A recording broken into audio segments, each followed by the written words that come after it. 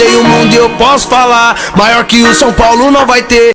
Quem é o novo patrocinador master do São Paulo? São Paulo fechou um patrocínio master, trata-se de uma casa de apostas, a Sportsbet.io, contrato de 3 anos e meio de duração, que vai garantir ao São Paulo 94 milhões e meio de reais fixos e mais 10 milhões e meio de reais em bônus. Esses bônus estão condicionados a uma série de coisas que eu ainda não consegui descobrir, mas o valor total do contrato pode chegar até 105 milhões de reais. O que o São Paulo tem garantido são 27 milhões de reais por temporada, um valor absolutamente ótimo, o melhor contrato da história do São Paulo, terceiro maior entre todos os clubes do futebol nacional, só atrás do Palmeiras e do Flamengo. Estou preparando um levantamento sobre os maiores contratos de patrocínio master do futebol brasileiro, assim que estiver pronto conto para vocês.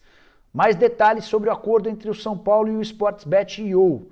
São Paulo tinha a pretensão algum tempo atrás de fechar um patrocínio entre 16 e 18 milhões de reais por ano. Só que algumas casas de aposta procuraram o São Paulo nos últimos tempos para demonstrar a intenção de virar parceira. E o Júlio Casares, de forma hábil, foi negociando com 2 empresas desse mesmo ramo. Ó, tenho essa proposta, a empresa cobria. Ele ia na outra, já cheguei com esse valor, a empresa cobria. E esse leilão aconteceu até essa quarta-feira. Na quarta-feira, ontem no caso, o Júlio acabou batendo o martelo por uma das empresas, no caso a Sportsbet.io, que vai fechar com o Tricolor por 3 temporadas e meia. A ideia do São Paulo é ter a camisa já com a marca da Sportsbet.io no sábado, no confronto contra o Bahia, jogo marcado para 7 da noite. Se tudo correr bem, a estreia vai acontecer já nesse final de semana. Se não, vai ter de acontecer na próxima rodada do Campeonato Brasileiro, depois do jogo com o Bahia. Isso porque nos 2 confrontos da Libertadores da América, o São Paulo tem a obrigação de usar a Amazon por conta de um acordo feito lá atrás. A Sportsbet.io sabe desse acordo com a Amazon e não colocou qualquer empecilho. É importante contar também que não haverá intermediação nesse acordo entre o São Paulo e a Sportsbet.io, ou seja, não tem pagamento de comissão. São Paulo se acertou com a empresa de casa de apostas de forma direta, aumentando assim o lucro do Tricolor. Por último, mas não menos importante, quero repercutir que a quarta-feira pro torcedor do São Paulo foi perfeita. Além do patrocínio master, o São Paulo ainda voltou a vencer, ou melhor, venceu pela primeira vez no Campeonato Brasileiro. 2-0 contra o Internacional, jogo no Beira-Rio. O Tricolor, que em 9 rodadas tinha 5 empates e 4 derrotas, conseguiu pela primeira vez 3 pontos e deixou a zona do rebaixamento. É hoje o 16º colocado. São Paulo que volta a campo para pegar o Bahia no fim de semana e na terça-feira já começa a decidir a Libertadores da América, fase de oitavas de final, buscando as quartas contra o Racing da Argentina. Corona é pra qualquer um, respeita a história e deixa os meninos jogar. O maior do Brasil causando zum zum zum, entre joga sério, faz gol.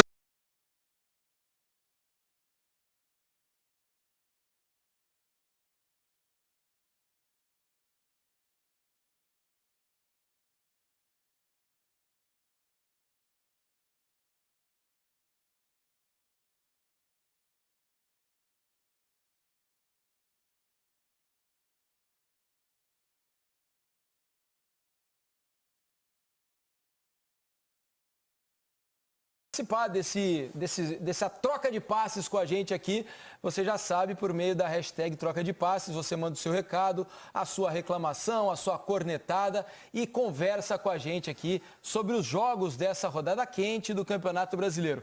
Deixa eu já apresentar aqui devidamente Jader Rocha, Lédio Carmona, para falar um pouco mais dessa primeira vitória do São Paulo na competição, e acho que tem muito a ver com isso também, né, Lédio e Jader, com a volta dos jogadores que estavam fora há muito tempo. Já é um time, a atuação principalmente, vocês acham que já foi uma atuação mais parecida com aquelas que o São Paulo tinha no começo da era Crespo no Tricolor, no Campeonato Paulista, quando estava muito empenhado em acabar com o jejum de títulos? Boa noite mais uma vez para vocês. Fala, Diniz. Foi até breve, né, a nossa passagem aqui, porque a gente desceu, agora está aqui somando a vocês aqui no Troca. Um abraço para o Ricardinho também. Não vejo o São Paulo ainda parecido com aquele da época de busca de título paulista, né?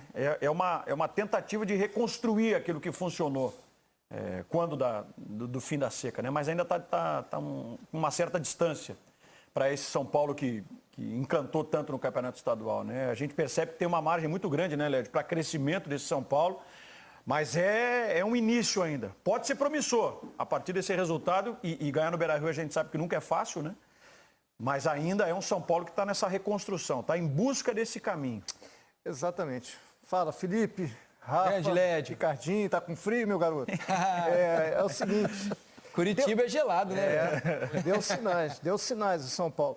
Mas eu acho que hoje não é o jogo ideal para você balizar, ter um retrato perfeito se o São Paulo está no caminho certo, se melhorou mesmo, ou se foi o Inter que facilitou muito a vida do São Paulo. O Inter jogou um pouco mais de ambição, ele vai ser um jogador melhor, ele tende a ser mais útil ao São Paulo e até fazer uma carreira internacional, mas ele tem que querer mais. Hoje ele quis, fez um bom jogo.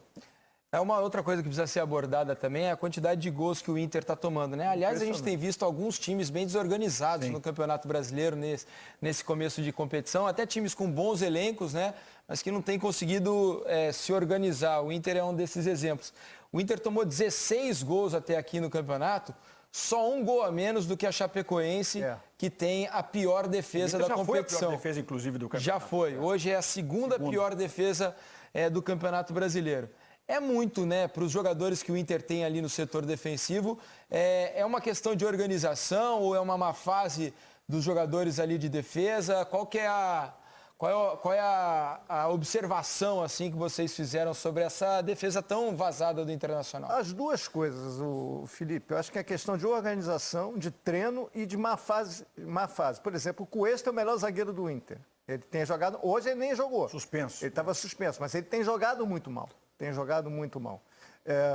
Lucas Ribeiro, hoje ele tentou fazer linha de impedimento, até o Roque Júnior, com toda propriedade de um zagueiro pentacampeão mundial, falava, eles estão fazendo a linha de impedimento errada, principalmente o Lucas Ribeiro. E o São Paulo só jogando nas costas dele e do Pedro Henrique, que é um menino novo, zagueiro, que é muito criticado pelos torcedores, foi expulso 2 jogos seguidos, lembra, Rafa? Por uma ação muito parecida, né? Verdade. Tanto Fortaleza e contra o Vitória. E está jogando. Por quê? Porque o Inter... E hoje estreou o Bruno Mendes jogando como lateral direito. E o PV acabou de chegar na esquerda, né? Acabou de chegar. Então, uma linha defensiva que mudou muito, que individualmente não tem entregado tanto e que é pouco protegida pelo restante da equipe. Exatamente. Eu acho que, e aí é o lado que você estava falando da organização. O que me chama a atenção é isso. O Inter foi e voltou em maneiras de jogar futebol de acordo com as escolhas dos últimos treinadores, né?